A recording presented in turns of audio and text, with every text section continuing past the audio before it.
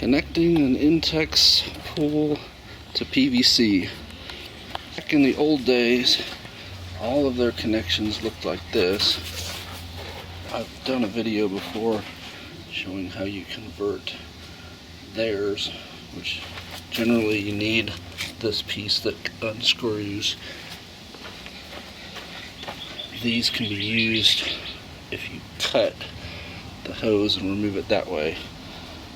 These new ones, they're cheaping out now. Instead of threaded, it's literally like a compression type fit over it, and it seems that it's kind of tapered from a 1" to a 3/4.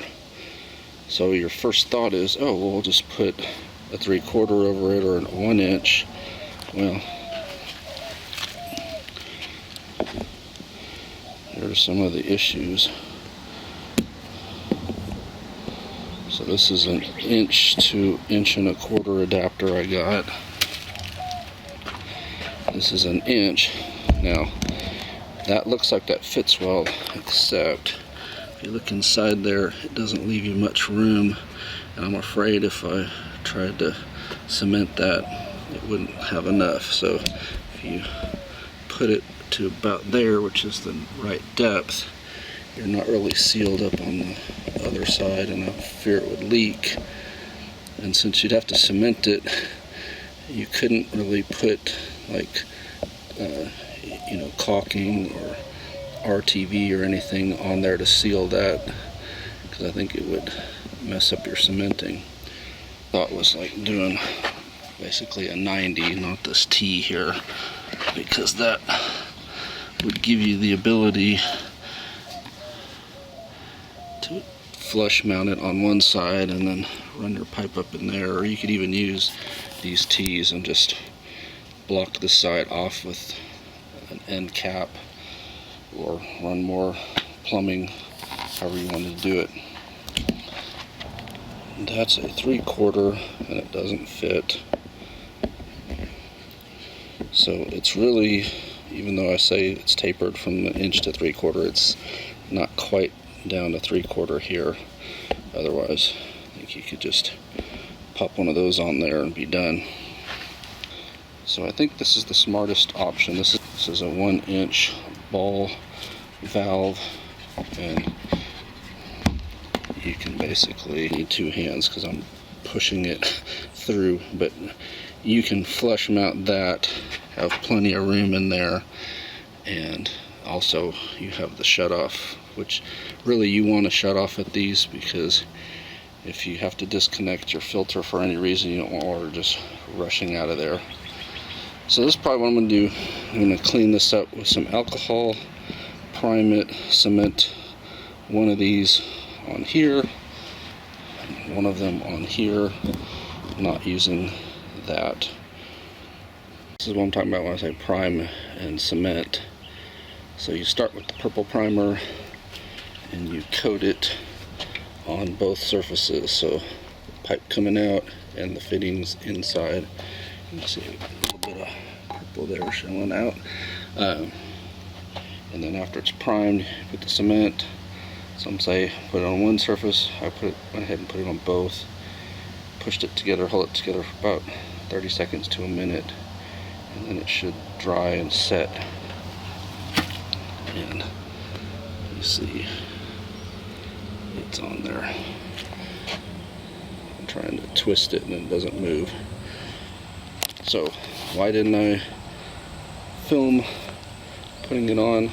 Well, I don't have my tripod with me, so best I could do would have been to set the camera down somewhere and have a really crappy shot. So you get what you get, you don't throw a fit. But anyway, when I get my tripod over here, I'll show you how to do, although I've done videos in the past. I mean, it's real simple, I said prime the inside, prime the pipe going in, cement the inside, cement the pipe, or just one or the other, whichever you prefer. Stick it in, give it a little wiggle twist to make sure that the cement is everywhere, and then hold it, like I said, maybe 30 seconds, if that. Not a lot of working time. Once you've cemented it, you got to get going. You can't waste any time. So there's two shutoffs. This one's not fully closed. I need to close it. For some reason, they are a pain to turn. These do not want to turn. I tried putting a little silicone on it, and I think that made it worse. So I don't know if you know what the trick is to lubricating those. Let me know, because these feel like they're rusted up and it's just plastic. Took the abundance of caution approach and put some E6000, which as far as I know is like a silicone, and just totally gooped it in there all the way around to make sure that it's sealed watertight. Because obviously if you do that when it's dry, it will seal. If you do it when it's wet, it won't really seal, and you'll constantly be chasing it all season long, trying to add more, trying to stop leak after leak after leak. So hopefully this will be the watertight solution. I'm guessing this one is slightly defective. It doesn't, it's like the knob is not in right, because if you look in there, you see it's not totally closed and it's hitting the stopper there. So I did the best I can for now. I don't know if you can just pull it out that way. Like I said, I really don't want to mess with it too much since I just glued it.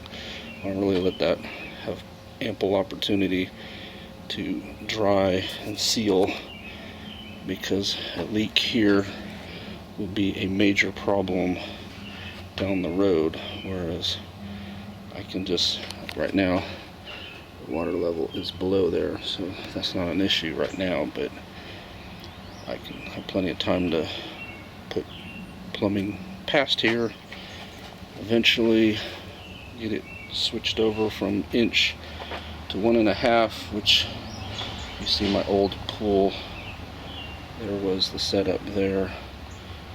I just had the one shut off valve and then converted to 1.5, and then went into the Intex there, and then coming out was that pipe, and it also had a shut off 1.5, and then just the output to the pool there. So that's what I had, and that's sort of what I'm shooting for now, except that this pool here was not an Intex and it was smaller, so the dimensions will not work. Close, but not exact. I did line that up with the existing drain, seeing if there was a chance of just basically utilizing that old one, and there's not, unfortunately. And prime.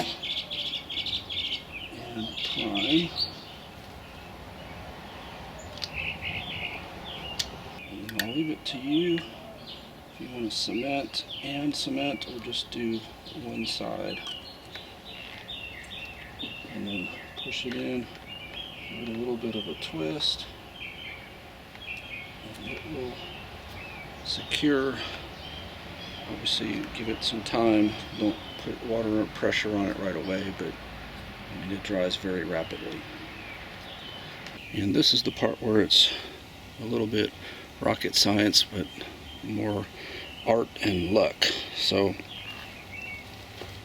what I did was put the T here, put a 90 here, measured, and cut a pipe there. Now these are not glued in yet, they're just test fit size. So what I'll do is I'll have a piece come out of here, put a 90 down, and end up with a 90 at the bottom there, and then however long of a pipe to connect those two, and that will get it from the pool to the filter. The bigger problem is going to be going back to the pool, because this does not use the standard Intex size fittings. In other words, it doesn't use this size Intex fitting to thread on. It's got the little tiny connector, and it's really a flimsy, cheap way to connect. It's not going to hold up long term. So I thought, well, maybe I'll just run a 1-inch PVC through here and put a little silicone in there.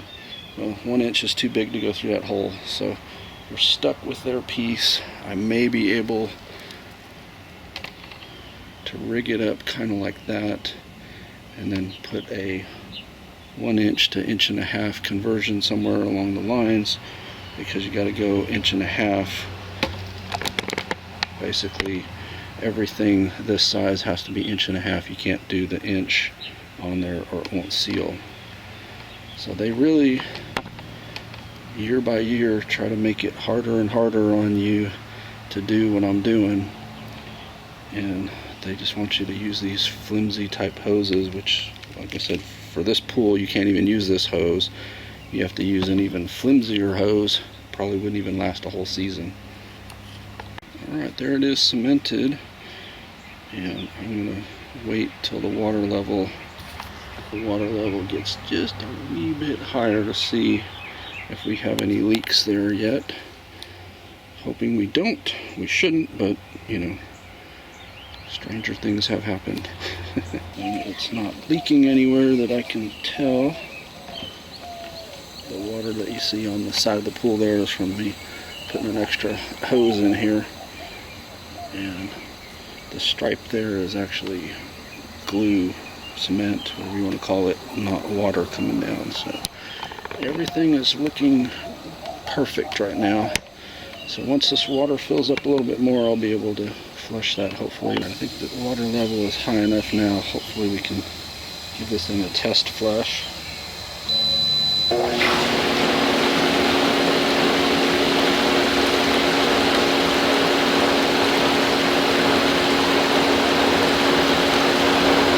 It looks fairly clean, so I will see what I can do to connect that back to the pool so that I can at least do some water filtering. Alright, so this is the final setup here.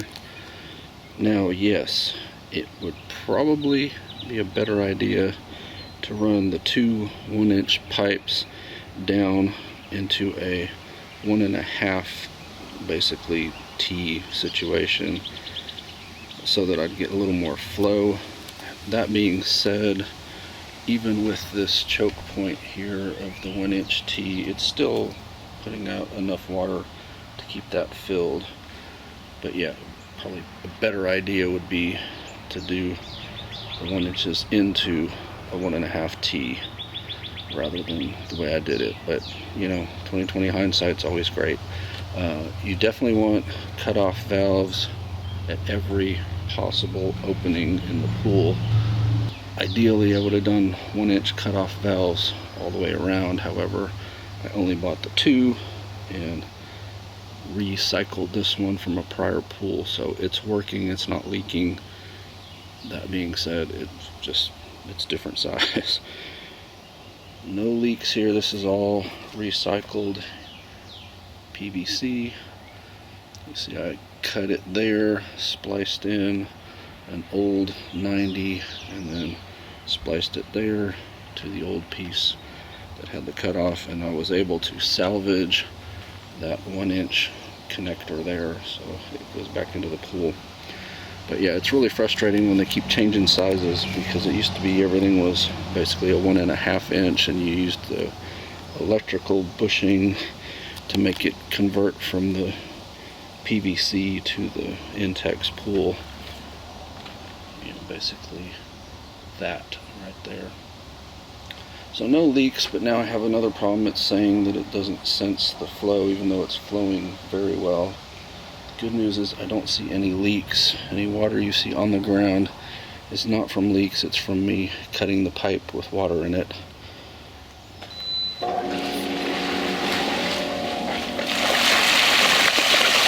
It's flowing great.